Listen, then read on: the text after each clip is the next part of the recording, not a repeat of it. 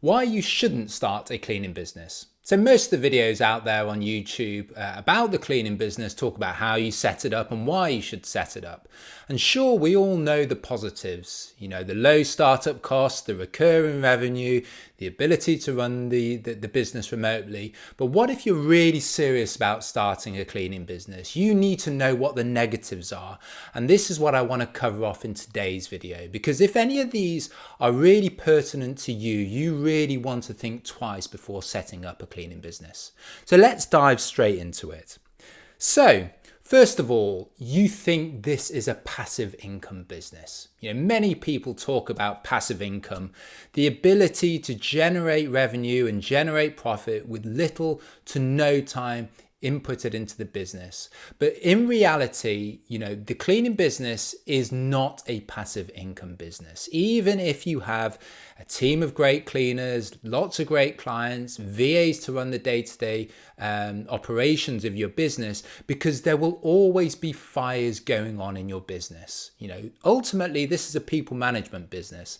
And whether you're managing people, your clients on one side or your cleaners on the other side, there will always be things that are appearing that you need to get on top of.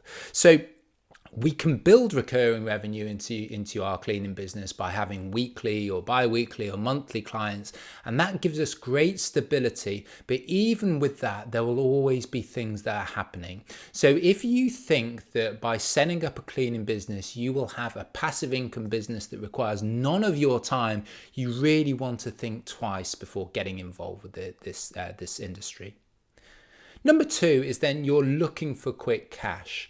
So we all know all the fads, all the shiny things out there, people promoting this business or that business. And, the cleaning industry is one of those industries where, it really pays off the longer you have been in business. The longer that you're building the reputation, you're building lots of great reviews, lots of great ratings, the word of mouth is really coming in, you're getting lots of word of mouth customers.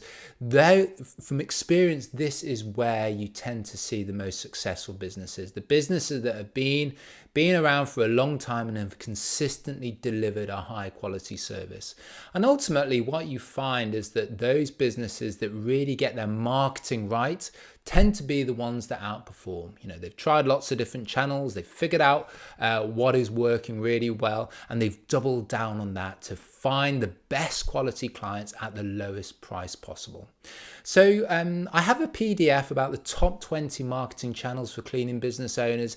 It's worth having a look at that. Try all those different channels and double down in those areas where you think you're getting the best results. So I'll leave a link in the description for those of you that are interested. So number three is then you don't like managing people. So ultimately, as I mentioned before, the cleaning business is a people management business. You have clients on one side, you've got cleaners on the other side, and as the business scales up, you will have virtual assistants or office managers in your business. So this will be a third group of staff that you need to manage. So despite technology and software automating lots of our processes around payments or email confirmations or reminders, ultimately, if you are not a good people manager, if you can't manage your clients on one side and keep them happy, they won't continue to stay with you and continue to pay for you. On the cleaner side, if you don't show your cleaning staff that they're supported and you value what they do, they're not going to stick around. They're not going to do a good job for someone that they don't really respect. So the people management part of the business is extremely important. And this is something I really underestimated when I myself got into the cleaning business and set up my own business and went about growing it, because you can have all this glitzy software and technology and automation and marketing around you. But really what you'll find is that if you have a group of cleaners that really like you and they feel valued in your business, they will do a really good job for you. They will go that extra 10% to make sure your clients are happy. And on the other side, your clients need to feel like they're not just another number. They need to feel like you genuinely care about serving them. Ultimately they are trusting your business in their home. And even things as minor as giving them a call every month or 2 months just to check in and see how they're going is a huge thing. Something that we used to do, we used to drop off a small box of chocolates every few months for clients, or if we saw that they were celebrating a birthday, or they say they got married, or a child had just arrived, we'd turn up with a bottle of champagne. And these are things, these are unexpected surprises that 99% of your competition won't be doing. But ultimately, you're building a relationship with these two different groups of people. And as I said, as the business grows and you bring on a virtual assistant or virtual assistants into your business, they will be ultimately managing the day-to-day operations.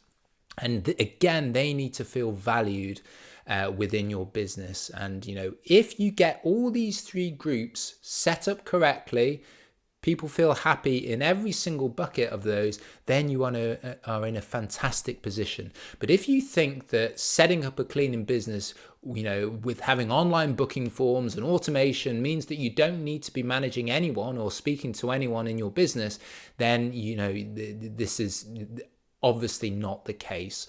So make sure before you get into this business and give it a proper go that you're happy managing people. If you're a good people manager, then this will be a huge asset for you as you grow your business. So then number 4 is then you're not good with numbers. So this is a little bit more of a controversial topic, because I believe that people can learn how to be good with numbers. They can learn how to figure out what the key performance indicators are in their business. They can learn how often that you need to check these and manage these, because as you grow your cleaning business, the differentiation between those that stay stuck and those that continue to kick on is often how good that business owner is in tracking the key metrics in their business. So, obviously we can tell by our bank balance, is the business going well or is it not? People need to be tracking financials at a very top level. So, how is your revenue been for the last month? How has it been on a weekly basis? Has it grown? Has it shrunk? What are the reasons for that? So this is a really simple key performance indicator that you need to be tracking in your business. And it still shocks me, many people will get in touch with me and I'll ask them, okay, what was your revenue last month? And that number isn't top of mind. They have to jump into their scheduling software and figure out what's going on. So you really need to be on top of the key metrics in your business. So once you are tracking your monthly revenue, your weekly revenue, really what sets the most successful business owners, the high 6-figure, 7-figure businesses that I work with, is looking at the next the level of metrics below. These are what I call the leading indicators. And if you are tracking these metrics, you can get a good idea of if your business is continuing to grow or if it's veering off. A very important metric, if you're running a house cleaning business, is tracking your recurring clients. Are your recurring clients growing with time? Are they shrinking with time? How many have you added in a month? How many have you lost in a month? What is the net growth of that recurring client? And that is extremely important, because this gives us a really clear leading indicator. Because if we bring on a new weekly client today, we're not really going to see the full financial benefit of that weekly recurring client until probably the next month.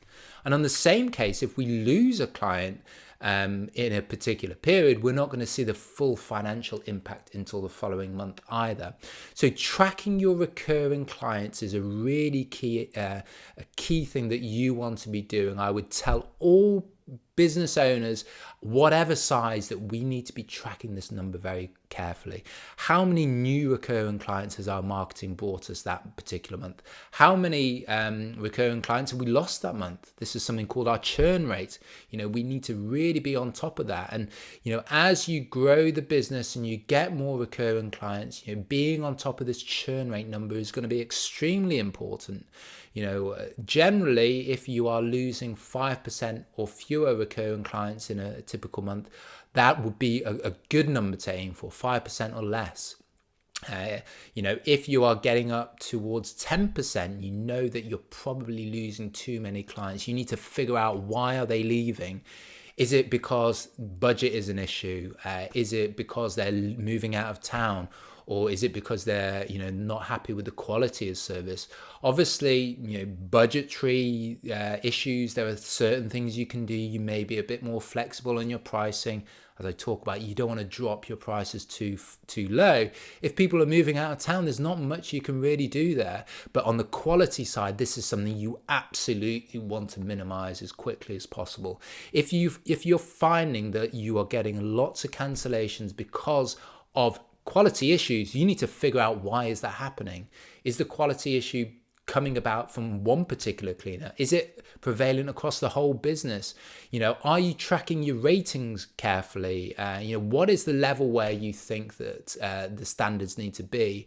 And when I was running my cleaning business, for us, it was always a minimum of 90% or higher. So we needed to make sure that all our cleaners were working to at least a 4.5 star out of 5 level, to, at that level, that would be a sufficiently high standard for us. What we would used to do is, if a particular client started dropping below that level, we might not see the cancellations in recurring clients. The recurring clients might be satisfied, but that was not enough for us.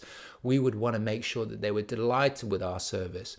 So something that we would track would be our ratings and reviews, and that would be closely tied to our churn rate.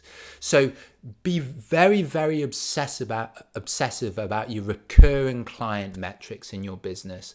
And really, if numbers is something that really scares you, you hate numbers, you don't want to learn about KPIs and which to track and how to track these going forward, then you really want to think twice whether you want to be growing a cleaning business. It might be best that actually you just stay being a solo cleaner, and you can have a really good idea of how the business is going. Because if tracking these numbers is an issue, if you go from just being a solo cleaner to having 5 cleaners, 10 cleaners, 20 cleaners, this is probably something that you really want to think twice about.